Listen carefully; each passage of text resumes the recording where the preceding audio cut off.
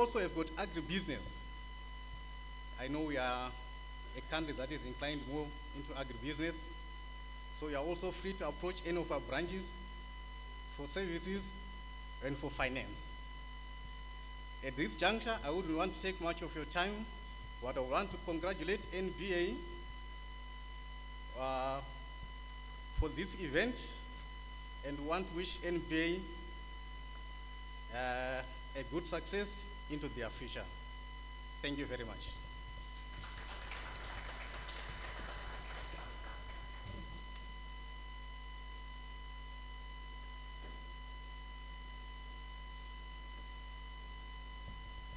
Thank you very much, sir.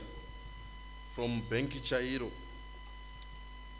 Oh, and you left me a very nice pen here. I like it. May I?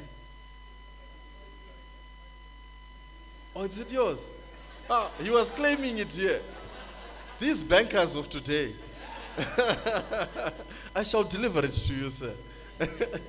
Because you said I'm a church man and I pray. Now I can't just take it. Ah, yeah. Yeah, you know what? Come to think of it, while you were speaking, you know, and you're talking about the CEOs that run our lives. So I was musing by myself and trying to figure out.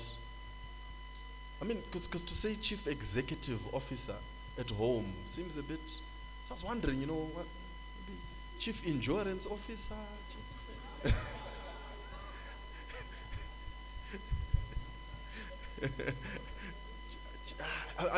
Yeah, I'm still trying to figure it out. I'll come up with something by the end of the night. I promise. Something more befitting. Yeah, endurance maybe. Yeah. Okay, ladies and gentlemen, at this point we move on with our program. I'm going to ask a distinguished delegate tonight to come through and help introduce our guest of honor. So at this point, ladies and gentlemen, please put your hands together for the CEO of NBA, Dr. Mfanda Edza. He'll come through and introduce our guest of honor. Please give him a round of applause.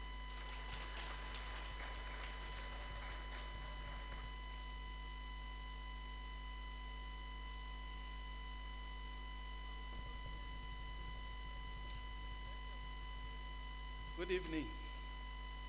Good evening. We want a live audience, is it?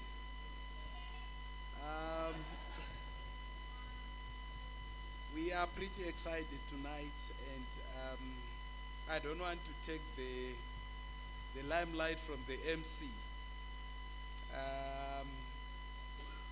Let me hasten to say that you are all welcome to this function as we celebrate our 10th year anniversary.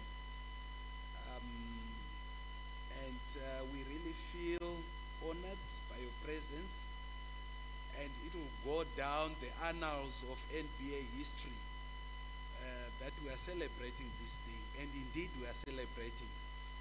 Without taking much of the time and remarks, let me just say that NBA has a technological focus, and we man and regulate the technology transfer into the country.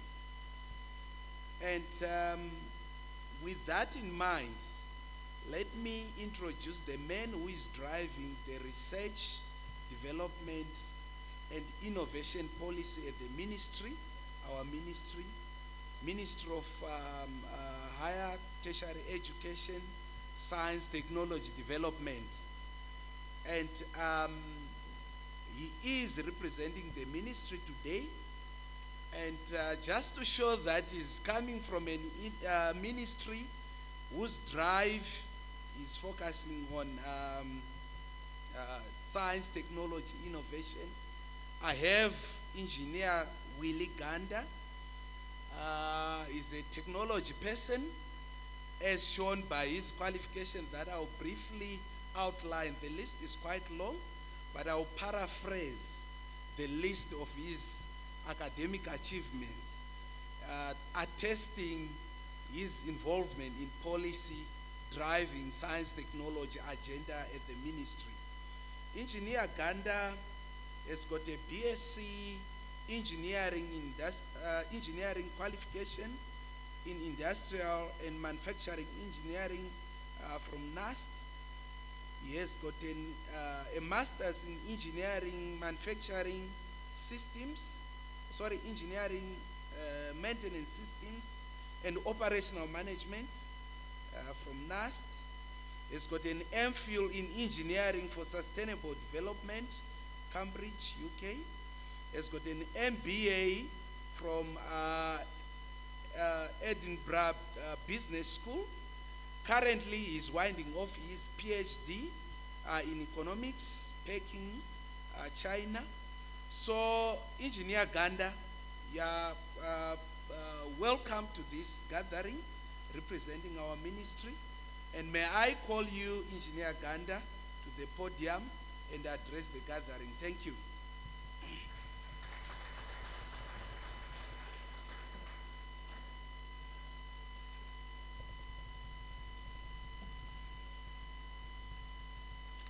Good evening. One of the things I have to do every time when I'm given a platform is to adjust the microphone.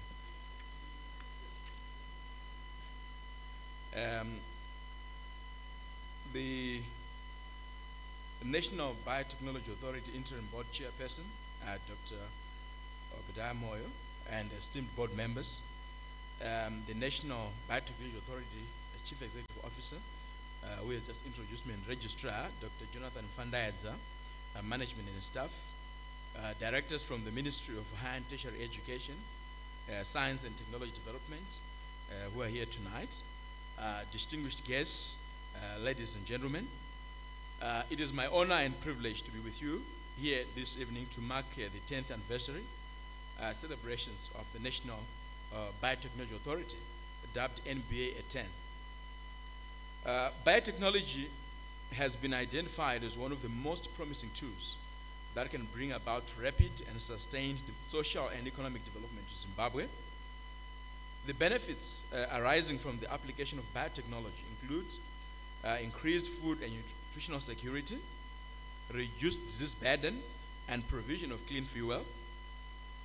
The World Bank Consultative Group on International Agricultural Research estimated that biotechnology could help improve world food production by up to 25%. And you know, in this part of the world, food security is a major challenge. These potential benefits of biotechnology led the government to enact the National Biotechnology Authority Act of 2006 and its National Biosafety Framework. The National Biosafety Framework provides two key issues. The first one being harnessing biotechnology for promoting socio-economic development and thereby creating employment and growing export research.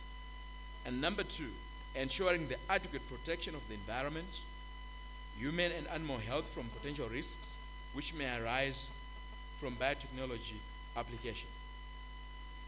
As a competent authority on biosafety matters, the NBA has the National Biosafety Framework in place which comprises of the National Policy on Biotechnology, Policy of 2005, the National Biotechnology Authority Act of 2006, institutional arrangements in the form of institutional biosafety committees, IBCs, mechanisms for risk assessment, mechanisms for decision making, mechanisms for public participation, mechanisms for monitoring and enforcement through the Biosafety Inspectorate, and supporting guidelines and standards.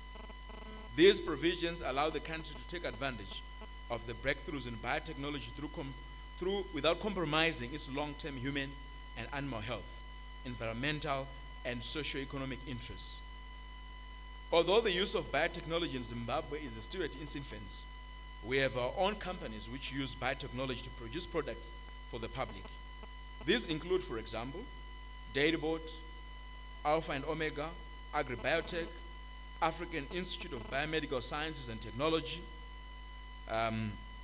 Biotechnology Research and Training Institute, the Scientific and Industrial Research and Training Center.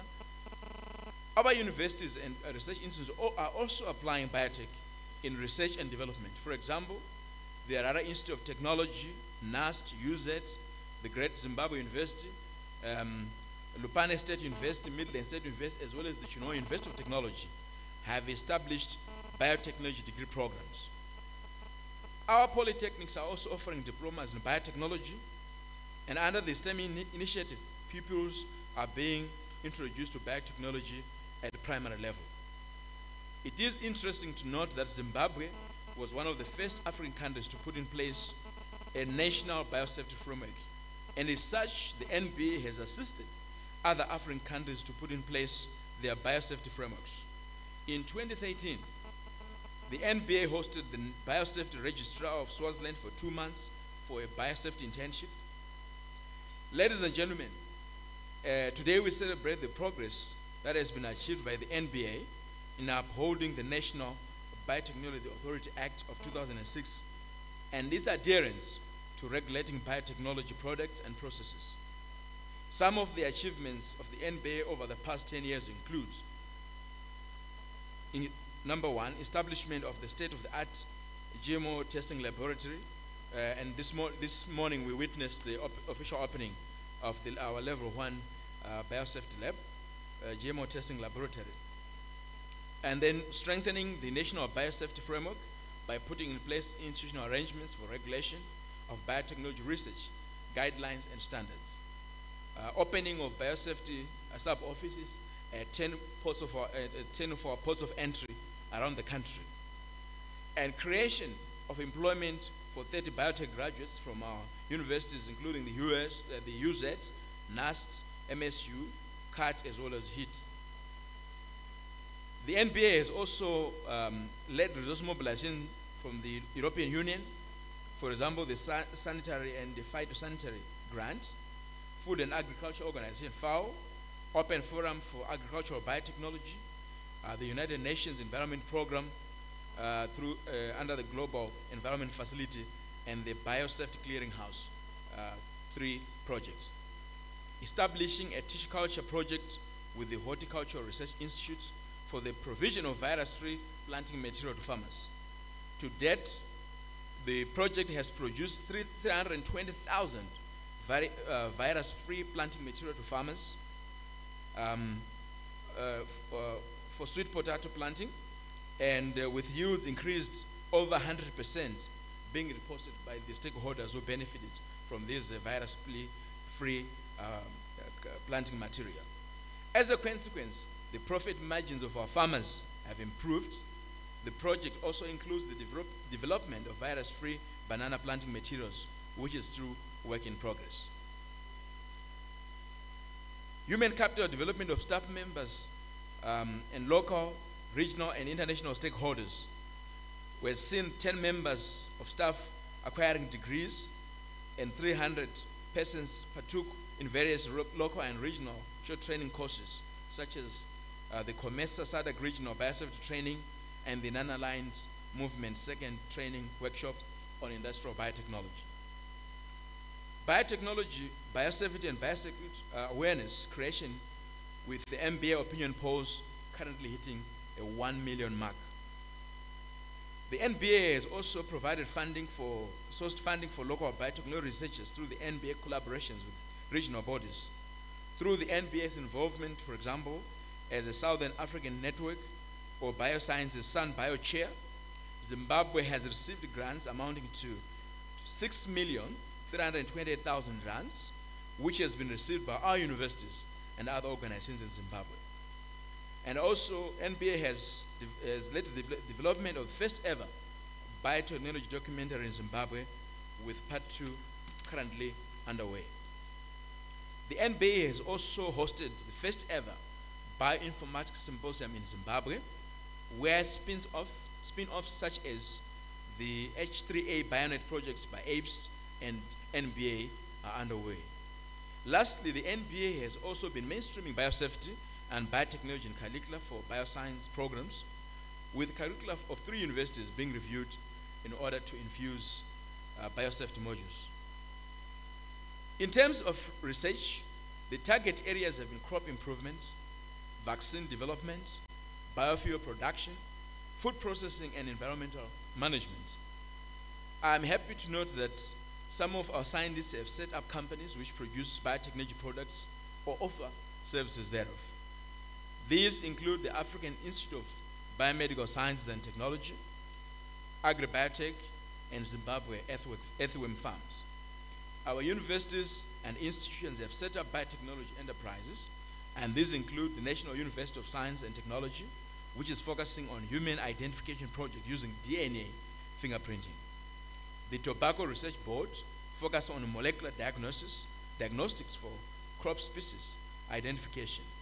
And the Biomedical Research and Training Institute, which is undertaking an HIV drug vaccine genotyping project, as well as the Scientific and Industrial Research and Development Center, SRDC, which developed a drought-tolerant maize variety, Cedar Maize 113, through the use of marker-assisted selection. As the Ministry of Higher and Tertiary Education, Science and Technology Development, our role is to coordinate and support scientific research, development, and innovation. We truly believe that the NBA will continue to strive and address the current socio-economic challenges through the ensuring the judicious application of biotechnology. With these remarks, I want to thank you all for paying attention to my speech, and I formally declare the National Biotechnology Authority 10th anniversary duly launched. I thank you.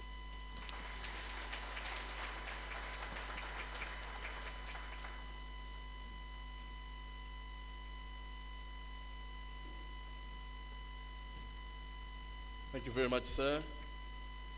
Thank you very much. Another round of applause for Engineer Ganda. Thank you. I'm sure you saw the waiters coming through with some wine and some glasses that had some very nice looking, sweet smelling beverages. Those were not to be consumed immediately. If you did consume them, it's okay, we won't judge. I would like to propose a toast, if you do not mind.